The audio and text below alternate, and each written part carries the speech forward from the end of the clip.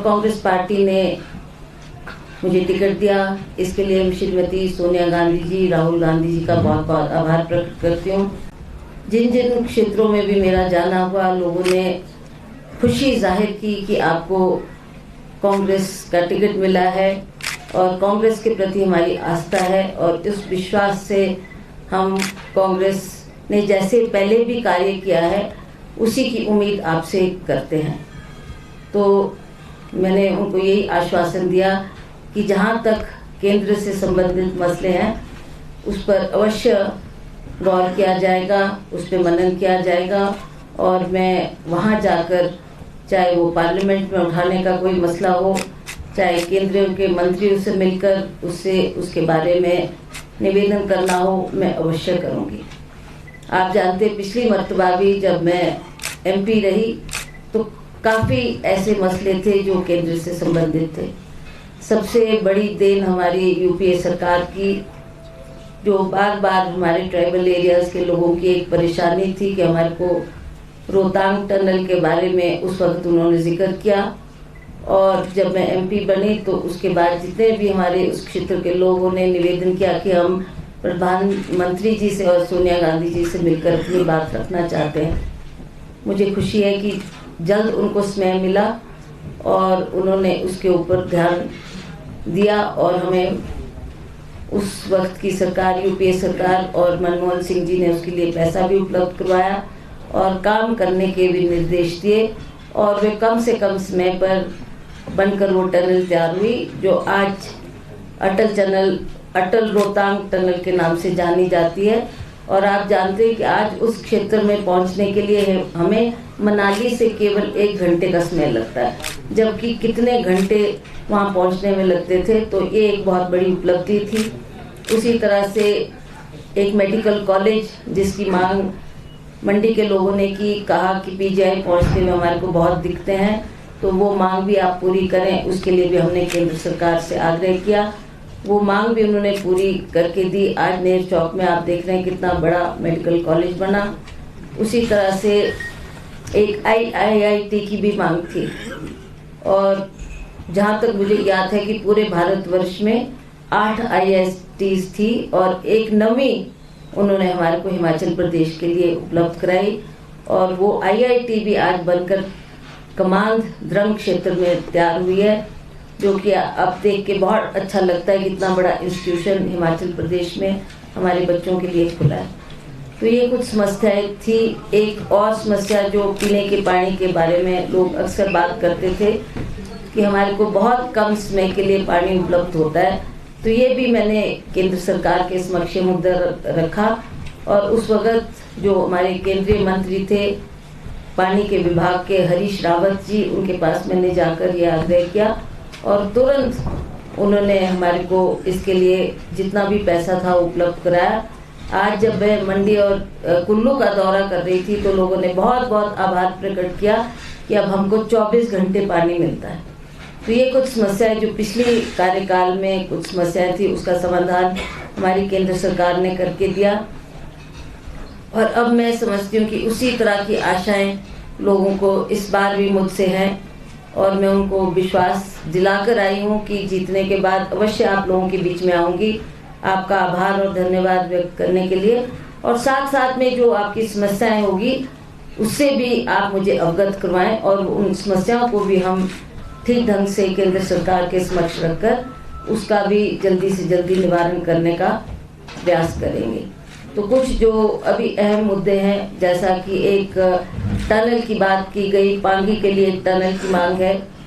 वो भी मैंने उनको कहा कि देखूंगी मैं जाकर, उसका सारा खाका तैयार किया जाएगा और कहां से कहां तक बनेगी सारा वो डाटा तैयार करके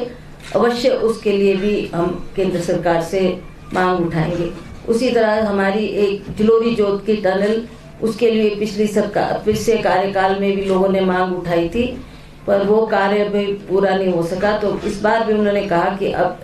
रोहतांग टनल तो बन चुकी है, अब आप हमारी क्षेत्र की तरफ ध्यान दें, हमारी भी ये समस्या है और अगर ये टनल बनती है तो हमारा काफ़ी रास्ता उसमें जो लोग अभी तय कर रहे हैं सफ़र करने के लिए, उसमें बहुत कटौती होती है और जल्दी इसमें में हम पहुंच जाते हैं। तो वो मांग भी लोगों ने मेरे समक्ष रखी, उसके लिए भी अवश्य हम लोग केंद्र सरकार के समक्ष मसला उठाएंगे। उसी तरह से हमारे जो नेशनल हाईवेज है, जो बार बार पिछली सरकार के कार्यकाल में भी ये कहा जा रहा था, 69 नेशनल हाईवेज है जो भाजपा की सरकार बार बार बात करती रही और उस पर अभी तक मैं समझती हूँ DPR भी तैयार नहीं हुई है। उसके लिए भी हमें अवश्य मांग उठानी पड़ेगी और इस कार्य को जल्दी से जल्दी केंद्र सरकार के समक्ष रखकर उसके लिए भी कार्यवाही शुरू करने की आवश्यकता है। उसी तरह से आप जानते हैं कि जो रोष लोगों के मन में था, एक महंगाई को लेकर, और दूसरा जो हमारे पिछली बार जब नरेंद्र मोदी जी चुनाव लड़ रहे थे तो उन्होंने ही आश्वासन दिया था लोगों को कि अगर मैं प्रधानमंत्री बनता हूं तो कम से कम 2 करोड़ बच्चों को पूरे भारतवर्ष में रोजगार उपलब्ध करवाऊंगा। तो आप जानते हैं कि उनका कार्यकाल कितना हो चुका है, ना वो बच्चों को रोजगार मिला और आज बेरोजगारी की समस्या भी हमारे सामने खड़ी है। उसके लिए भी हमें अवश्य मांग करनी है और उसका समाधान करने के लिए भी भरसक प्रयास करना पड़ेगा। तो ये कुछ मुद्दे हैं जो अभी मेरी जानकारी में आए हैं। इसके अलावा भी अभी जाकर मुझे क्षेत्र का दौरा करूंगी और जहाँ जहाँ भी जो समस्या होगी, जो यहाँ की सरकार से संबंधित होगी, उसको हम मिलजुल कर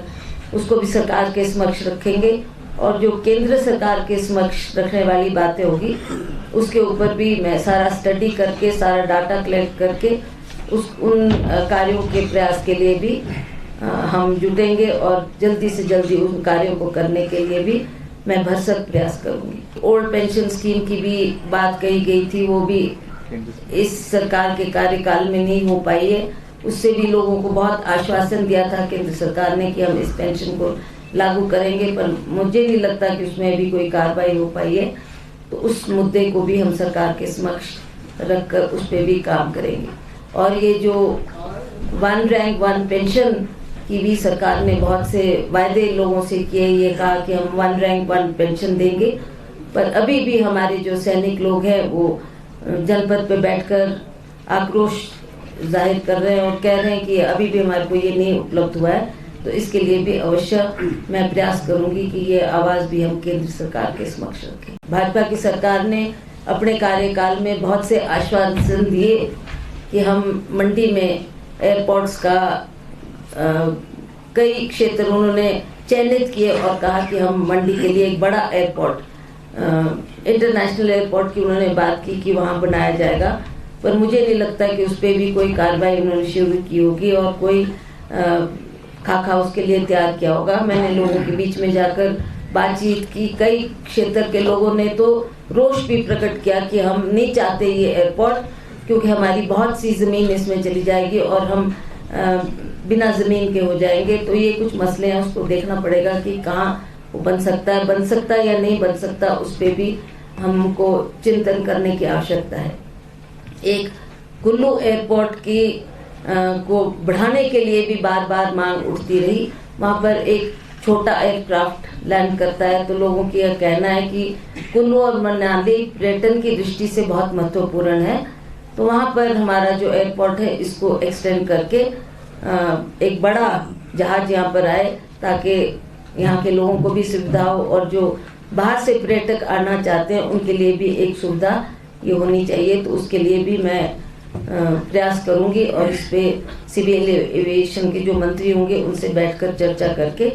इसके विस्तार के लिए भी अवश्य कदम उठाया जाए। अभी आपने देखा कि जो ये कीमतें बढ़ी है उसके बारे में हमने अभी चुनाव के द्वारा ये रोष लोगों ने प्रकट किया और कहा कि हमारी कीमतें, चाहे वो पेट्रोल डीजल की कीमत है, चाहे वो खाद्य पदार्थ की कीमत है, चाहे वो गैस सिलेंडर की कीमत है, दिन प्रतिदिन बढ़ती जा रही है और हम लोग बहुत इस बात से प्रताड़ित है, दुखी है। तो इसके विषय में भी अवश्य मैंने उनको आश्वासन दिया था कि इसके विषय में भी हम अवश्य केंद्र सरकार से बात करेंगे और ये प्रयास करेंगे कि इस पे कटौती होनी बहुत ज़रूरी है। पर मुझे लगता है कि जब इसके 4 उपचुनाव जो हुए, इसका जब परिणाम घोषित हुआ तो अवश्य इसलिए इस बात ने केंद्र सरकार के समक्ष दस्तक दी और उन्होंने पेट्रोल और डीजल के दाम एकदम उसमें कमी की है, पर उसमें ना हमारे कुकिंग गैस की बात की गई है, ना और खाद्य पदार्थों की बात की गई है। तो ये भी मैं बताना आपको चाहूँगी कि इसके विषय में भी हमें केंद्र सरकार से बात करनी आवश्यक है और इस मसले को भी मैं गंभीरता पूर्वक लूँगी और इसके बारे में भी हम अवश्य जो ये रोष लोगों का है उसको केंद्र सरकार के समक्ष रखकर उसके ऊपर भी प्रयास करेंगे कि ये कीमतें जो दिन प्रतिदिन बढ़ी हैं उसको कम किया जाए। देखेंगे ये 4 लेन का मसला भी मैं इस पर ज़्यादा स्टडी नहीं कर पाई, ज़्यादा मुझे इसकी जानकारी नहीं है, बट जो मेरे ध्यान में लोगों ने ये बात लाई कि जब ये 4 लेन बढ़ने जा रहा था तो यहाँ की इकोलॉजी बहुत डिस्टर्ब हुई है, उस बात को भी ध्यान में रखना पड़ेगा। और दूसरी बात यह है कि जो उनको प्रॉमिस किया था कि आपको 4 टाइम मुआवजा दिया जाएगा, वो भी नहीं अभी उनको मिल पाया, तो लोगों में ये रोष अवश्य है। तो इसके बारे में भी चिंतन करके देखेंगे कि कैसे इस मसले को हल किया जाए। ये बात जरूर है कि माननीय वीरभद्र सिंह जी अब हमारे बीच में नहीं रहे, तो उनकी एक कमी वर्कर्स को भी लगी, हमारे पार्टी लीडर्स को भी लगी, सभी कार्यकर्ताओं ने महसूस किया कि वो आज हमारे बीच में नहीं है। तो ये लोगों की ही आवाज़ थी कि अब जिस व्यक्ति ने हमारे लिए इतना कुछ करके दिया है, चाहे वो एजुकेशन है, चाहे हेल्थ है, चाहे सड़कें हैं, बिजली है, पानी है, आज सारी सुख सुविधाएं जो गांव-गांव में हमारे को उपलब्ध है, उसके लिए हम इन रिटर्न क्या कर सकते हैं। तो एक श्रद्धांजलि के तौर पर हम अपना वोट उनके लिए कास्ट करना चाहते हैं। That is what people felt. जो ये भाजपा का प्रचार था, दुष्प्रचार, ये लोग हर चुनाव में करते हैं, हर चुनाव में। मैंने तो कितने चुनाव, जब मैं पिछली बार भी लड़ रही थी तो उन्होंने हर बार कोई ना कोई नया मुद्दा लेकर आए और मैंने आपको कहा कि हमने तो कभी भी कोई मुद्दे की तलाश नहीं की, हमने तो विकास के काम के आधार पे ही लोगों से वोट मांगे। पर भाजपा एक पार्टी है जो हर बार नए नए मुद्दे लेकर लोगों के बीच में गई। धर्म की बात इन्होंने कही, अयोध्या मंदिर इन्होंने बनाने की बात कही, इन्होंने क्षेत्रवाद की बात की, कांगड़ा में गए तो कोई और भाषा, ऊपर के हिमाचल में आए तो और भाषा, और उसी तरह से इन्होंने जातिवाद को भी बढ़ावा दिया। और अब जब इनको ये लगा कि कोई भी मुद्दा हमारा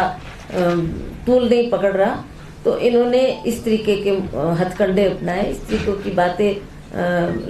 लोग समझते थे और जानते थे कि ये इनकी ऐसी हरकतों से ना लोग इससे कोई